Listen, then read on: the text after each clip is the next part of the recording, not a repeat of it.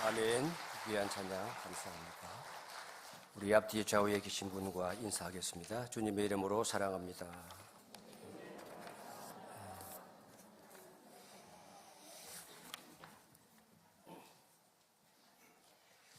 우리 예배 시작할 때에 찬양단이 앞에서 찬양을 했는데 은혜스럽게 1년 동안 쉼 없이 찬양으로 잘 섬겨주세요. 근데 이제 네 분이 2부 예배 때 네 분이 섰더라고요. 더 많은 분이 봉사를 하셔도 좋을 것 같아요. 내가 저 자리에 서야 되는데 아무도 나에게 부탁을 하지 않는다 하는 분 계시죠? 그분들은 신청을 하셔서 여기 예배 시작할 때에 찬양단에 봉사해 주시면 좋겠어요. 연세 드신 분도 좋고 또 젊으신 분들 그 고운 목소리 두면 뭐해요? 외모는 상관없습니다. 그러니까 지원해 주시고 연말이 되면 이제 내년 사역을 위해서 이제 여러 가지 부서 조정도 많이 하고 그러는데 새해에는 좀 나도 봉사해보고 싶다 하는 분들 성가대도 괜찮아요. 성가대 잘 하는데 내가 들어가야 훨씬 더 음이 좀 조화롭겠다 하는 분들 앉아 계시지 마시고 여기에 지원해 주시면 좋겠고, 교사로 또 여러 가지 봉사할 분야가 많습니다. 이미 다 나누어 드렸는데 사역 신청하지 아니하신 분들은 결단하십시오. 교회에 그냥 왔다 갔다 하는 것보다는 봉사 직분 하나 맡아서 섬길 때에 훨씬 더 은혜를 풍성히 받고 신앙생활에 즐거움이 있습니다. 뭘 해야 될까 찾아보시고 헌신하시기를 바랍니다. 기도합니다. 하나님 아버지, 오늘 주님 전에 나와 예배할 수 있는 특권을 누리게 하시니 감사합니다. 몸만 왔다가 주여 먼지만 날리고 의미 없이 의무감에 지나가는 예배나 주일이 아니라 살아계신 하나님을 의식하고 성령님의 감화 감동 가운데 주님의 말씀을 듣고 주와 동행하리라 결단하고 주님의 손 붙잡고 삶의 현장으로 나갈 수 있는 이 시간 되게 하여 주시옵소서. 이 시간 말씀하여 주옵소서. 예수님의 이름으로 기도하옵나이다. 아멘.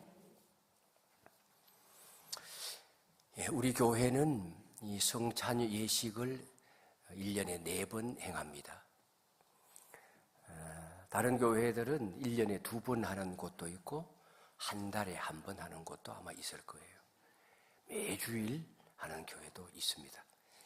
이제 칼빈 선생은 종교를 개혁하면서 이 성찬의 예식을 초대 교회처럼 매주일 하는 것이 좋다고 제안을 했지만 교회가 발전하면서 또 제도화되면서 시행의 어려움이 좀 있기 때문에 이렇게 저희 교회는 1년에 4번 하는 것입니다. 그리고 이 예배 중에서도 이 성찬 예배는 매우 중요한 의미를 담고 시행을 합니다. 하나님께서 우리에게 그 한량의 없는 은혜를 부어주실 때에 부어주시는 수단이 많지가 않아요. 말씀이 하나님의 은혜를 부어주시는 수단이에요. 그리고 성례라고 우리는 이해합니다. 그 성례가 2가지예요. 세례를 받을 때에 하나님의 은혜가 임하고 성찬에 참여할 때 하나님의 은혜가 임해요. 그리고 그렇기 때문에 이 성찬에 참여하는 것을 위하여 미리 준비하도록 예고하는 겁니다.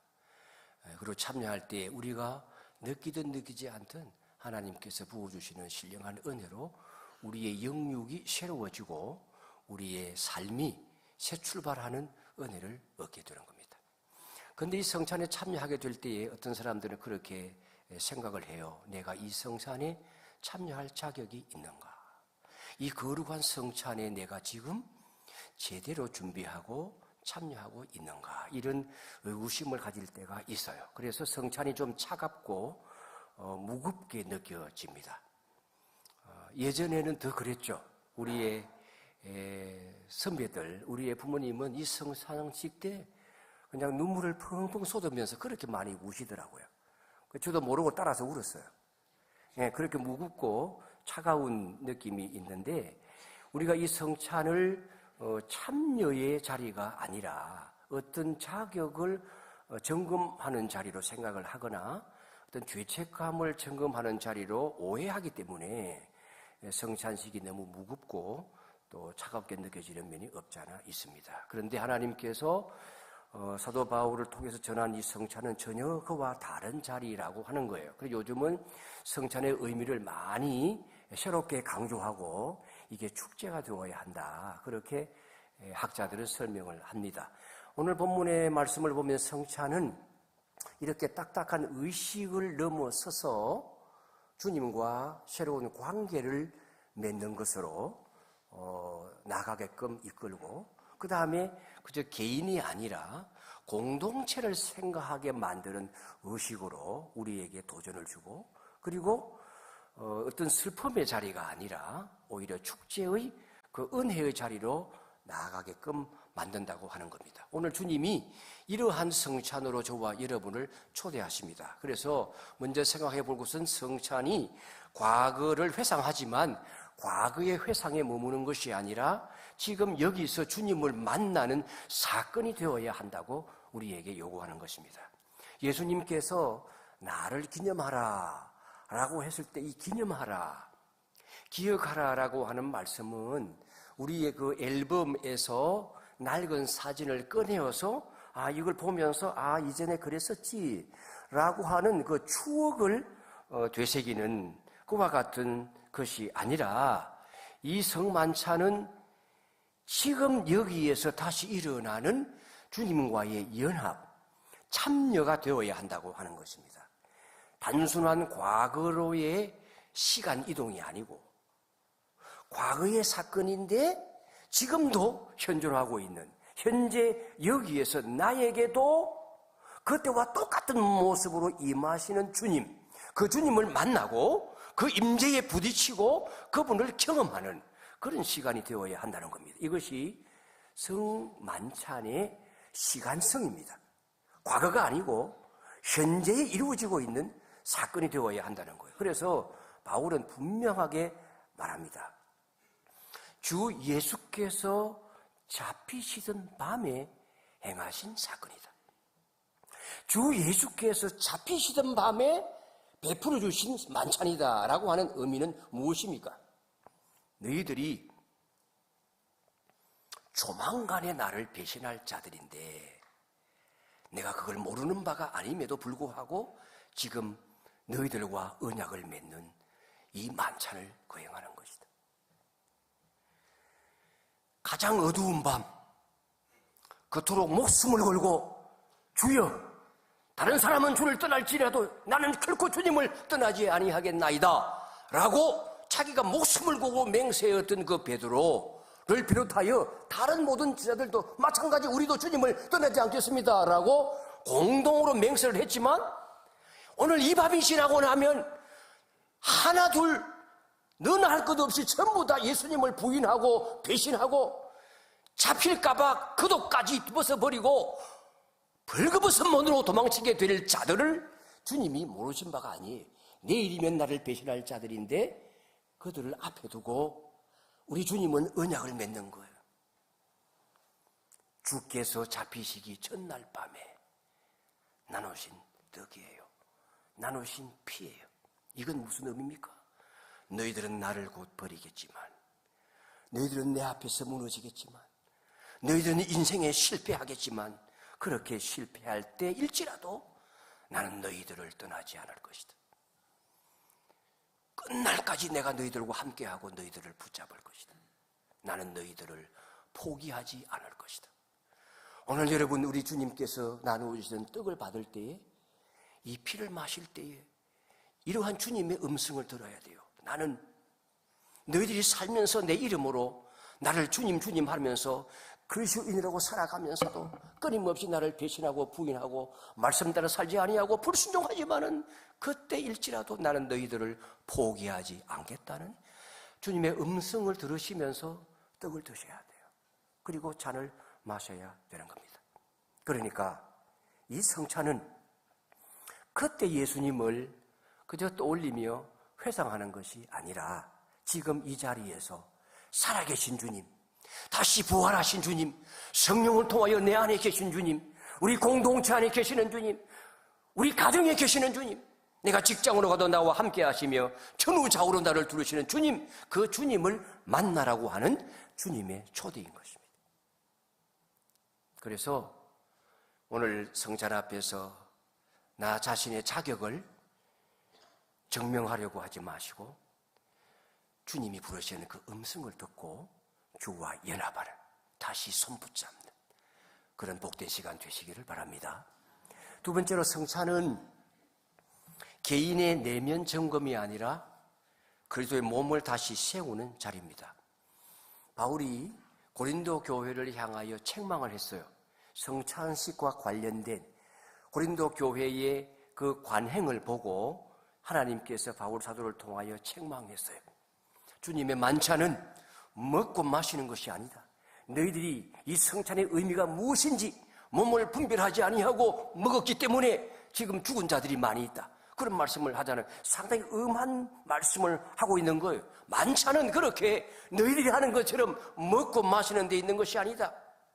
성찬을 이 고린도 교회 성도들은 너무 자기중심적으로 생각을 하고 아주 가볍게 여겼던 거예요. 로마서 14장에도 사도 바울은 그렇게 말합니다. 하나님의 나라, 즉 성도들이 모이고 주님이 다스리시는 교회는 먹고 마시는 것이 아니다. 성령 안에서 평안을 누리고 기쁨을 누리는 공동체이다. 그런데 성만찬을 행하면서 너희들은 기쁨을 누리고 배가 가득 채워서 배부름을 누리지만 그것 때문에 소외되어지는 자가 있어 기뻐하지 못하고 마음에 상처 입는 자가 있다면 그건 성만찬의 의미가 아니다. 주님은 일부 부유한 자를 위하여 오신 것이 아니다. 권력을 가진 자를 위하여 오신 것이 아니다. 헐벗은 자, 가난한 자, 먹을 것이 없는 자들도 헤아려 함께 나누어 먹게 하기 위하여 오신 자요. 그들 모두를 위하여 몸을 찢고 그 몸을 내어주신 이이시다. 여러분, 고린도 교회 성도들은 떡은 먹었지만 그 떡이 지체가 되어 연합을 이루는 전체를 못 보았어요. 몸을 못 본 거예요. 이게 몸이 무엇입니까? 몸은 찢어지신 예수님의 몸을 의미하는 것이기도 하지만 동시에 그 주님이 머리가 되셔서 우리 모두를 하나로 모아주신 교회 공동체를 몸이라고 말하는 거예요. 근데 이 몸을 생각하지 못하고 그죠? 먼저 온 자들이 떡을 먹고 포도주를 마시고 배불러 기분이 좋고 술에 취해가지고 흥얼흥얼거리면서 그 남 밑에 일하느라고 조금 예배 시간에 늦어진 자들이 왔을 때에는 그 여러분 초대교회에 이 성만찬을 그냥 예배 드리고 난 다음에 구속 프로그램을 진행하는 것이 아니라 같이 모여가지고 예배를 드리면서 동시에 식사를 하면서 거기에서 성만찬이 이루어졌거든요.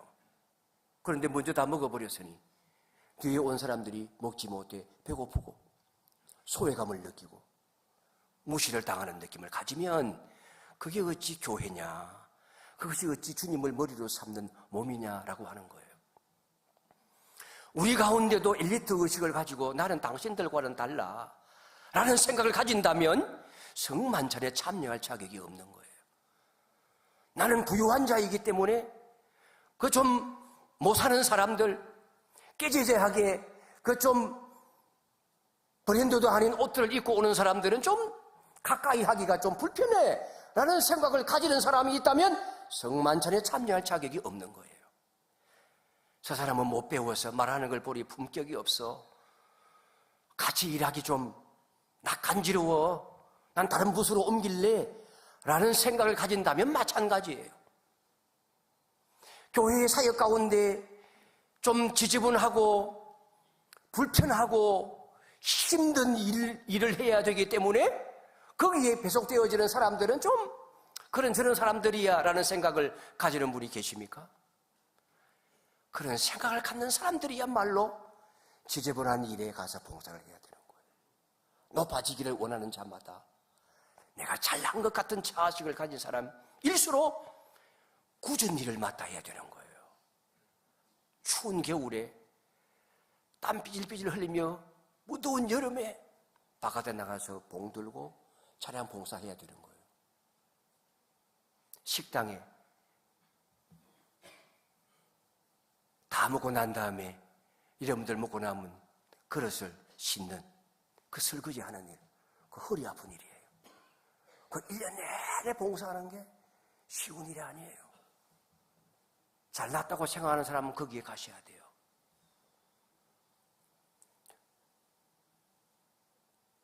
자원하세요. 그리고 그 외에도 찾아서 해야 될 일 많아요.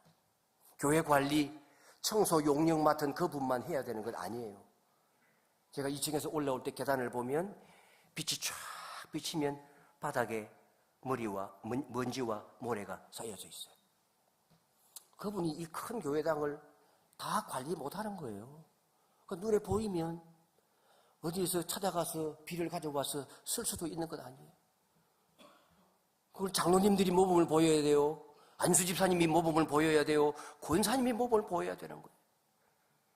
그런데 아주 그냥 의례적으로 와서 점잖게 옷을 입고 그 예배만 드리고 신사적으로 인사하고 때가 되면 식당에 가서 맛있게 밥 먹고 그러고는 털고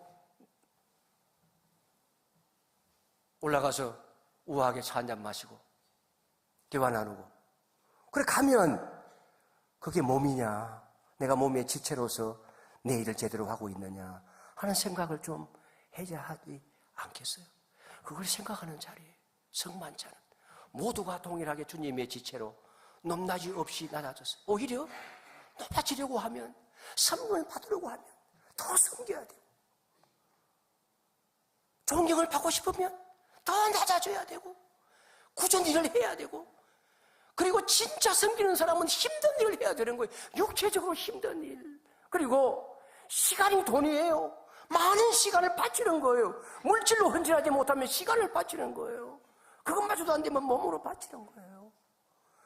교회는 그렇게 유지되는 것 아니에요. 여러분이 일주일 만에 한 번씩 와도 이렇게 예배가 평안한 가운데 진행이 되어지고 반주자가 빵빵 반주를 잘하고 산양대원들이 와가지고 열심히 찬양하고 때가 되니까 또 부모사님 올라와 사회를 보고 담임 목사님 와가지고 설교를 하고 축도하고 나면 아멘 하고 나가고 나면 그저 교회당이 잘 돌아가나 보다 생각하지만 그 밑바닥에서 보이게 오늘 기도하시고 보이지 않게 섬기는 분들이 얼마나 많아요. 그리고 얼마나 많이 헌신을 해요. 물질적으로 헌신하고 와서 새벽마다 오셔서 기도하는 분들이 기도하고 금요일 날 기도하고 중보기도팀은 또 모여서 기도하고 여러분 보이지 않아야 할 때 전도팀은 주간에 와서 또 전도하고 여기에서만 전도하는 게 아니라 캠퍼스에 가서 전도하고 봉사하자 그러면 또 가서 김장 담그는 데 도와드리고 얼마나 많이 섬김의 봉사를 하냐고요. 그러면 내가 섬기는 부분은 어떤 것이 있는가? 나는 교회에 가서 내 혼자 단독자로 그죠? 왔다 갔다 하는 존재인가? 아니면 공동체와 공동체 이 사람과 저 사람을 이어주는 교량의 역할을 하는 자인가? 그렇게 살지 못해도 괜찮아요. 이 성찬은 내가 얼마나 잘못했는가 회개했는가 그것을 묻기 전에 나는 그리스도의 몸을 정말 사랑하고 있는가?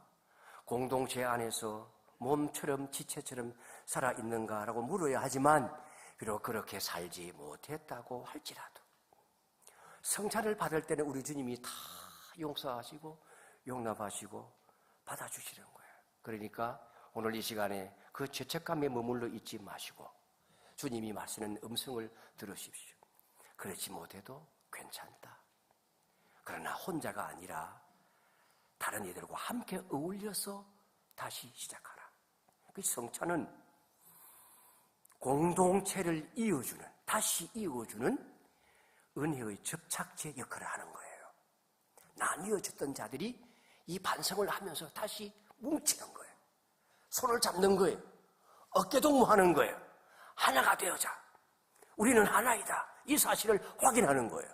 앞뒤 좌우에 계신 분들과 한 번 더 고백합니다. 손으로 터치를 하면서 우리는 하나입니다. 좌우로 보셔야 되죠. 원수 졌습니까? 보지도 않고 이렇게 하나입니다. 이렇게 하면 어떻게 됩니까? 손에 터치를 하시라니까요. 한 번 더 하겠습니다. 우리는 하나입니다.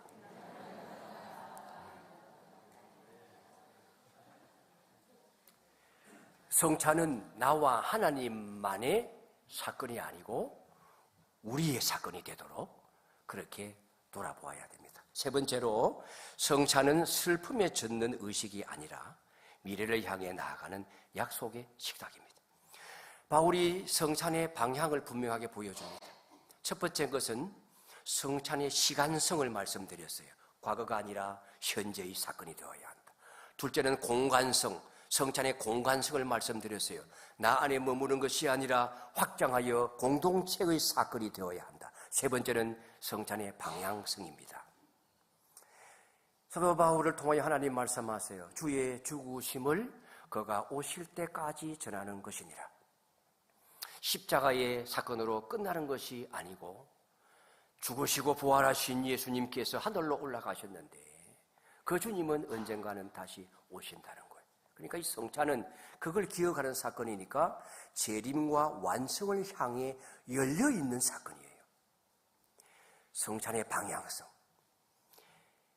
단순한 슬픔의 회고가 아니라 미래를 향한 파송의 사건입니다.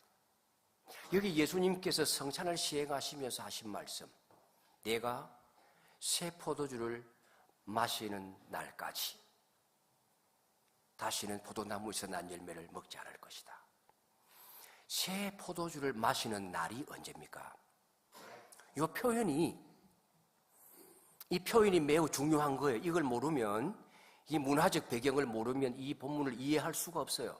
제가 여러 차례 설명을 드렸기 때문에 적어도 청수백석대학교에 나오는 교인이라면 이 말의 의미가 무엇인지를 아셔야 돼요. 근데 혹시 모르는 한두 분을 위해서, 오신 지 몇 주 안 되는 분을 위하여 한 번 더 설명을 드립니다. 내가 새 포도주를 마시는 날까지라고 하는 것은 장례식의 언어가 아니라 혼인예식의 언어입니다. 이걸 잘 기억하세요. 이건 혼인예식의 언어다. 그러면 그 팔레스티인의 문화에서 혼인예식에서 이게 어떨 때 사용되어지는 표현인가? 팔레스틴 사람들은 결혼할 때에 신랑의 아버지와 함께 정혼할 사람 신부의 집으로 찾아갑니다. 주도적으로 찾아가요. 사전에 무슨 중매하는 사람이 있겠죠. 그래서 신부 집에 가면 신랑이 청혼을 해요. 있는 자리에서. 신랑 신부의 부모가 있는 자리에서 청혼을 해요. 어떻게 하는가 하면 포도주 잔에 포도주를 한 잔 부어서 신부에게 건네는 거예요. 신부가 돌아서면 그건 거절당하는 거예요. 신부가 받아서 수줍더라도 약간 한 잔 마시면 성사되는 겁니다. 신부가 받아들이는 거예요. 그러면 그게 약혼식이 되는 거예요. 그걸 정혼했다고 말하는 거예요. 마리아와 요셉이 정혼을 하였다. 그 정혼을 한 거예요. 아직은 결혼식이 진행이 안 돼요. 잠자리 자는 것 아니에요. 그러면 신랑은 정혼을 하고 난 다음에 다시 자기 집으로 아버지와 함께 돌아가요. 돌아가고 나면 이제 결혼을 할 준비를 하는데 그게 신혼집을 장만하는 거예요. 아버지 집에 방을 1년 동안 만드는 거예요. 대략 1년 정도 걸리는 거예요. 그러면 그 1년 동안 신부는 이제 신랑이 정해진 사람으로서 결혼하기 위해 자기 몸을 단장하고 마음을 단장하고 1년을 기다리는 거예요. 신부다운 존재가 되기 위하여 예쁘게 꾸미고 끝없이 단장을 하고 기다리는, 새 신랑이 오기를 기다리는 거예요. 그리고 집이 다 준비가 되면 이 신랑이 들려디들과 함께 나귀를 타고 온갖 또 여러 가지를 준비해가지고 신부 집에 와서 그 신랑을 데리고 드디어 신랑 집으로 가는 거예요. 그러면 대대적으로 공식적인 결혼이 이루어지는 거예요. 이게 혼인예식이에요. 이때 진짜 마음껏 포도주를 마시면서 흥겨운 잔치를 벌이는 거예요. 이게 뭐예요? 새로운 포도주를 마시는 날인 거예요.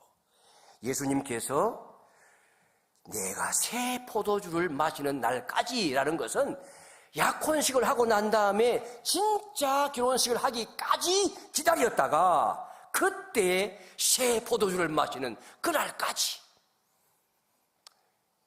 그 말씀이에요. 그러니까 여기에 이 포도주를 마시는 것은 혼인 언약이 성사되는 포도주를 마시는 것이에요. 그리고 신랑이 돌아와서 진짜 잔치를 벌일 때는 새 포도주를 마시는 거죠. 그때까지 마시지 않겠다는 것은 무슨 의미예요? 그때까지 분명히 내가 올 것이니까 너희들이 기다려야 된다는 거죠. 그러니까 이 성찬 예식은 미래를 지향하는 거예요. 진짜 결혼식이 이루어지는 날을 위하여 기다리는 거예요. 기다림의 시간이에요. 그때가 아직 오지 않았지만 분명히 올 것이다. 내 집이 완성되어지면 내가 분명히 올 것이다. 우리 아버지 집에 거할 곳이 많다. 내가 너희 집을 예비하러 올라가노라. 우리 주님이 그렇게 말씀하셨잖아요. 이게 다 연결이 되어지는 거예요. 분명히 올 것이다. 아직 끝은 아니지만 분명하게 끝은 정해져 있다. 완성되지 않았지만 그러나 그 끝은 아주 은혜로울 것이다. 신랑 되신 예수님과 함께 그때는 진정한 즐거움을 누리게 될 것이다. 그러니까 이 성찬식은 과거를 회상하면서 슬픔에 젖어서 고개 숙이고 눈물 흘리고 끝나는 자리가 아니라 모든 과거를 다 틀어버리고 다시 일어나서 미래를 향하여 다시 오실 주님 맞이하기 위하여 몸과 마음을 단장하고 주님께서 주신 사명을 잘 감당하고 그 사명을 수행하기 위하여 세상으로 나아가는 그런 자리가 되는 거죠. 과거를 묵는 의식이 아니라 미래를 향하여 새로운 문을 여는 파송의 시간이 되어야 되는 것입니다. 말씀을 맺습니다. 오늘 여러분이 떡을 받을 때에 우리 주님께서 비록 너희들이 실패할지라도 다시 죄를 지을지라도 넘어질지라도 나는 너희들을 포기하지 않았다 라고 하는 그 주님의 음성을 듣게 되기를 주의 이름으로 축원합니다. 한번 따라합시다. 나는 너를 포기하지 않았다. 그 다음 잔을 마실 때에 우리 주님께서 우리를 용서해 주시고 받아들이시면서 나는 너희들에게 새로운 출발의 기회를 준다. 다시 시작하라 라고 하시는 그 주님의 음성을 듣게 되기를 바라고 성찬이 끝난 다음에 예배당 문을 나서게 될 때에 이제 받은 성찬으로 새로워진 믿음의 사명감을 가지고 내가 성찬이 되는 삶을 살아야 하겠다. 내가 떡과 포도주가 되는 삶을 살아야 하겠다. 나도 주님처럼 내 몸을 나누어주고 내 피를 나누어주고 생명을 바쳐서 이웃을 사랑하는 삶을 살아야 하겠다. 그 마음가짐으로 새롭게 파송되어지는 그런 결단이 오늘 성찬 가운데 있게 되어지기를 주의 이름으로 축원합니다. 우리 함께 기도합니다. 사랑의 하나님 아버지, 이 시간 우리가 주님의 초대 앞에 서 있습니다. 이 식탁이 주님께서 여전히 우리를 붙드시는 은혜의 자리임을 믿습니다. 이 시간 이 성찬을 통해서 지금 여기서 주님을 만나게 하여 주시고 지금 여기서 서로를 다시 하나로 묶어주시고 지금 여기서 다시 살아가게 하시는 은혜의 식탁 되게 하여 주시옵소서. 우리 모두 자격이 아니라 오직 은혜로, 두려움이 아니라 믿음과 신뢰로, 죄책감이 아니라 감사와 은혜로 이 성찬에 참여하게 하여 주시옵소서. 떡과 잔을 받을 때에 우리의 상한 마음 치유되게 하여 주시고 깨어진 관계 온전히 회복되게 하여 주시며 흩어졌던 삶, 나뉘어졌던 마음 다시 주님 안에서 하나로 모여질 수 있도록 주님께서 은혜를 베풀어 주시옵소서. 예수님의 이름으로 기도하옵나이다. 아멘.